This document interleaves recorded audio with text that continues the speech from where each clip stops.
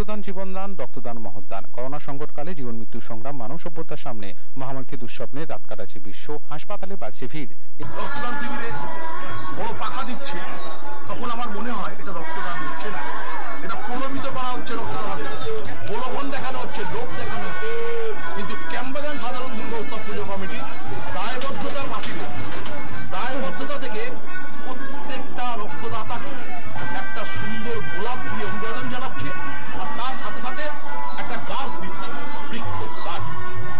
একটা গাছ মানে জানেন একটা প্রাণ, বৃক্ষ প্রাণ।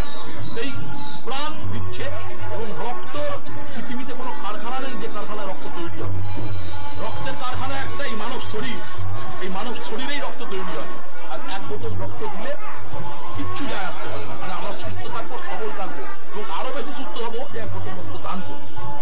তাই এই সামাজিক দায়বদ্ধতার পরিপ্রেক্ষিতে ক্যাম্পবাগান সার্বজনীন দুর্গোৎসব পুজো কমিটি তাদের যে রক্তদান শিবির, তার সাথে সাথে চক্ষু পরীক্ষা শিবির। এই অঞ্চলে বহু মানুষ আছে, চোখ অবহেলা হোক বা কোনো কারণে হোক চোখ দেখানো যায় না, একদম দুয়ারে নিয়ে এসছে চক্ষুদান শিবিরের ডাক্তার, এবং সেই ডাক্তাররা চক্ষু পরীক্ষা করবে, করে যদি প্রয়োজন মনে করে সেই চশমাটাও ক্যাম্পবাগান সাধারণ দুর্গোৎসব পুজো কমিটি ব্যবস্থা করবে।